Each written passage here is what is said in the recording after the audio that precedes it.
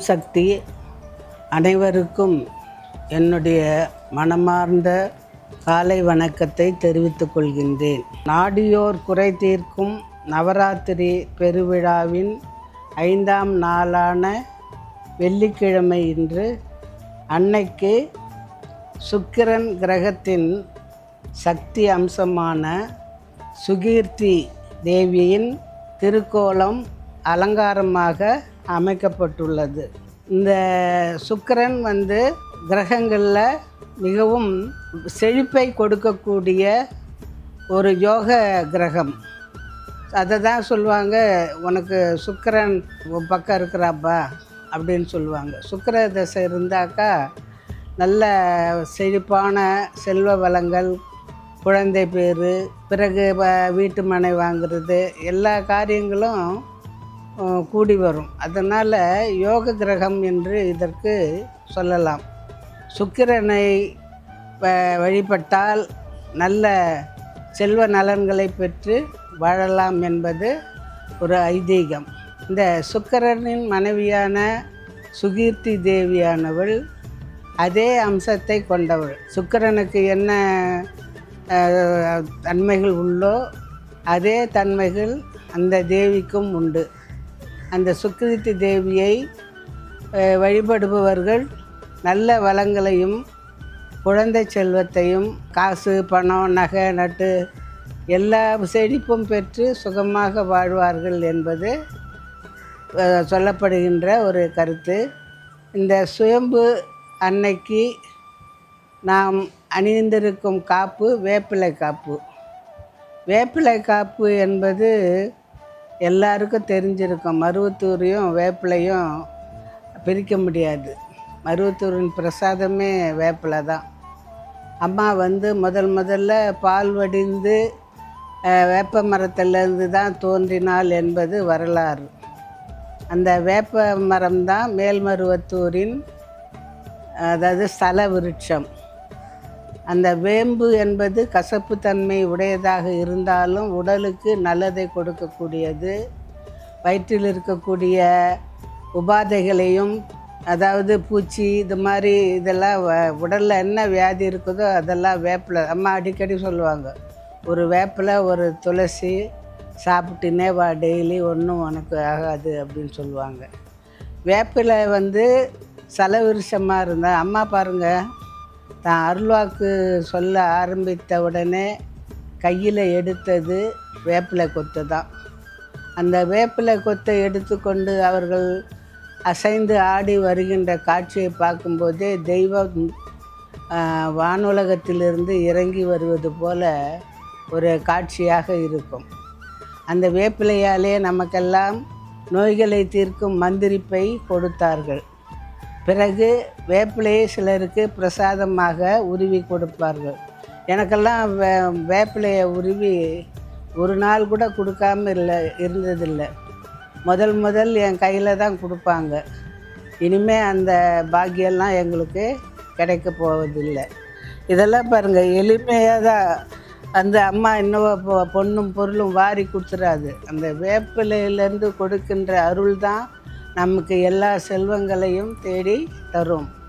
வேப்ப மரம்ன்றது நீங்கள் கோயிலினுடைய முன்புறத்தில் பார்த்திங்கன்னா ஒரு வேப்ப மரம் இருக்கும். அது ஸ்தூல வடிவமாகவே இருக்கும்.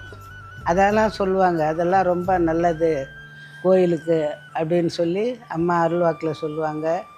வேப்பிலையை விட்டுட்டு மேல்மருவத்தூர் கோயில் இப்போ திருப்பதியில் லட்டு பிரசாதம்னு சொன்னால், பழனியில் பஞ்சாமிர்தம் பிரசாதம் சொன்னால், மருவத்தூரில் வேப்பிலை தான் பிரசாதம். அது சாப்பிடுவதற்கு கசப்பாக இருக்கும், ஆனால் உடம்புக்கு நல்லது. லட்டு சாப்பிட்றதுக்கு நல்லா இருக்கும், ஆனால் உடலுக்கு கெடுதி. ஆகையால் வேப்பிலையையும் மருவத்தூரையும் பிரிக்க முடியாது. அத்தகைய சிறப்பு வாய்ந்தது வேப்பிலை. இந்த அம்மனானவள் எப்படிப்பட்டவள் என்றால், குபேரனுக்கே கடன் கொடுக்கக்கூடிய அளவுக்கு கீர்த்தி பெற்றவள் இந்த சுகீர்த்தி அம்மன். சுகீர்த்தி அம்மன் தான் குபேரனுக்கே கடன் கொடுத்து குபேரன் பெருமாளுக்கு கடன் கொடுக்குற மாதிரி ஒரு ஐதீகம் சொல்லுவாங்க. அதனால் இந்த அம்மன் லக்ஷ்மி அம்சமும் பொருந்தியவள், குபேர அம்சமும் பொருந்தியவள், எல்லா அம்சமும் பொருந்தி இருக்கிறதுனால கீர்த்தி என்றாலே புகழ் என்று அர்த்தம். சுகீர்த்தி என்றால் மிகவும் புகழ்பெற்றவள் என்று அருள். இதில் வந்து அம்மனுக்கு நின்ற கோலம், அடுத்தது 4 கரங்கள், வலது கரத்திலே வந்து காசு பணம் துட்டு, அடுத்தது இடது கரத்திலே ஒரு சங்கு, அடுத்தது வலது கரத்திலே அஸ்தம், இடது கரத்திலே ஒரு ஆபரணங்கள் தொங்குவது போல் அமைத்திருக்கிறார்கள். ஆக மொத்தத்தில் இந்த சுகீர்த்தி தேவியானவள் ஒரு செழிப்பு மிக்க மகிழ்ச்சியை கொடுக்கக்கூடிய, எல்லா செல்வங்களையும் அருளக்கூடிய ஒரு தெய்வம் என்பதை நாம் புரிந்து கொள்ள வேண்டும். இந்த சுகீர்த்தி தேவியை வணங்கி இந்த வேப்பிலை காப்பினை நாம் தினமும் அந்த ஒரு உருண்டை அந்த காப்பில் கொடுக்குறாங்க இல்லையா, அந்த வேப்பிலையை தினமும் ஒரு உருண்டை நம்ம சாப்பிட்டோம்னா நமக்கு உடலுக்கு மிகவும் நல்லது. அம்மா சொல்கிற வைத்தியமே வேப்பிலை தான் முதல்ல இருக்கும். ஆகவே இந்த சுகீர்த்தி தேவியின் அருளும் வேப்பிலை காப்பினுடைய தன்மையும் நம்மை பல துன்பங்களிலிருந்து காப்பாற்றி வாழ்வில் முன்னேற வழிவகுக்கும் என்று கூறிக்கொண்டு, கடவுளும் மனிதனும், இப்போ ஒரு மனிதன் இருந்தான், அவன் ரொம்ப ஒழுக்கத்தோடும் பயபக்தியோடும் உலகத்தில் உள்ள பழிகளுக்கெல்லாம் அஞ்சியும் மிகவும் நல்லவனாக, ஒரு ஒழுக்கமான மனிதனாக, ஒரு மனிதன் எப்படி வாழ வேண்டுமோ அப்படி முறையில் வாழ்ந்து வந்தான்.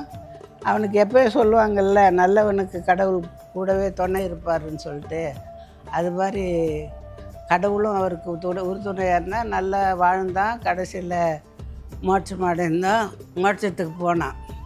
அங்கே கடவுளை சந்தித்து கடவுளிடம் பேசும்போது, நீ நல்லவனாக இருந்தாய், அதனால்தான் உன் கூடவே இருந்தேன் என்று கடவுள் சொன்னார். அப்போ ரொம்ப நன்றி அப்படின்னு சொல்லி காலில் விழுந்து கும்பிட்றான்.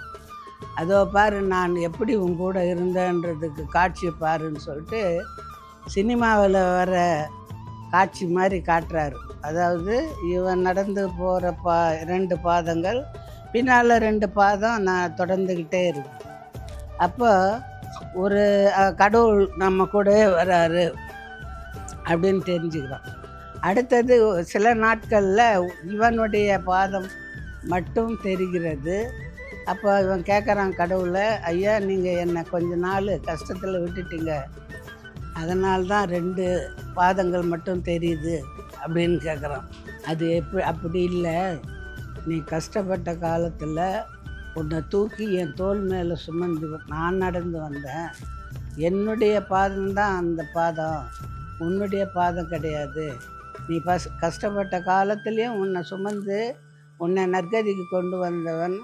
ஆகையால் என்னை நம்பினவங்க என்றைக்கும் மோசம் போக மாட்டாங்க. அதனால்தான் நீ மோட்சத்துக்கு வந்திருக்கிற. நல்லவனாக வாழ்ந்தால் கட்டாயம் கடவுளுடைய அருள் இருக்கும் என்று கூறி மறைந்தாராம். அதனால் கடவுள் நம்ம கூடவே இருக்கிறாங்க, நம்ம கூடவே தான் இருக்கிறாங்க, நம்ம மனசுலேயே இருக்கிறாரு. நம்ம கடவுளை தனியாக போய் கோயிலில் கும்பிடும்போது மட்டும் கடவுள் நமக்கு இருக்கிறாருன்னு நினைக்கக்கூடாது. என்ன ஓட்டங்கள் ஓடிக்கொண்டு இருக்கும்போது கட்டாயம் கடவுளுடைய ஒரு பங்கு அங்கே வராது இருக்காது. கடவுள் என்னை காப்பாற்றணும், கடவுள் இருந்தால் இதிலேருந்து நான் தப்பிச்சிருப்பேன், கடவுள் எனக்கு அருளை கொடுத்துருந்தா எனக்கு இந்த பொருள் கிடைச்சிருக்கும். யாருமே நாத்திகர்கள் கூட கடவுள் கடவுள்ன்ற வார்த்தை உபயோகத்திலிருந்தே அவர்களுக்கும் கடவுள் அருள் கிடைக்கின்றது. அதனால் நம்மை மீறிய ஒரு சக்தி, அதான் தெய்வீக சக்தி. அந்த தெய்வீக சக்தி நம்மோடு இருக்கும்போது நமக்கு எந்த துன்பமும் வராதுன்னு சொல்ல முடியாது. வந்தாலும் அது நம்மை ரொம்ப வதைக்காமல் அதை நம்ம கொஞ்சம் தாங்குகின்ற அளவுக்கு மனபலத்தை கொடுத்து வழிநடத்தும். ஆகவே தெய்வ சிந்தனை இருக்க வேண்டும், தெய்வ நம்பிக்கை இருக்க வேண்டும், அதே சமயத்தில் உழைப்பும் இருக்க வேண்டும். அப்படி இருந்தால்தான் வாழ்க்கையில் முன்னேற முடியும் என்று கூறிக்கொண்டு விடைபெறுகிறேன். ஓம் சக்தி.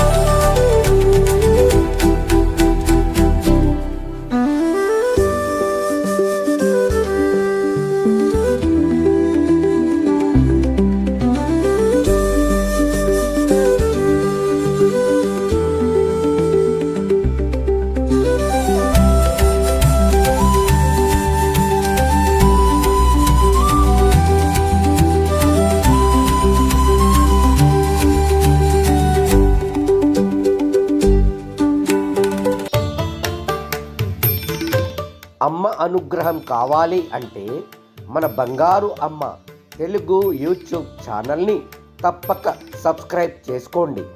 అమ్మ చూపే మార్గాన్ని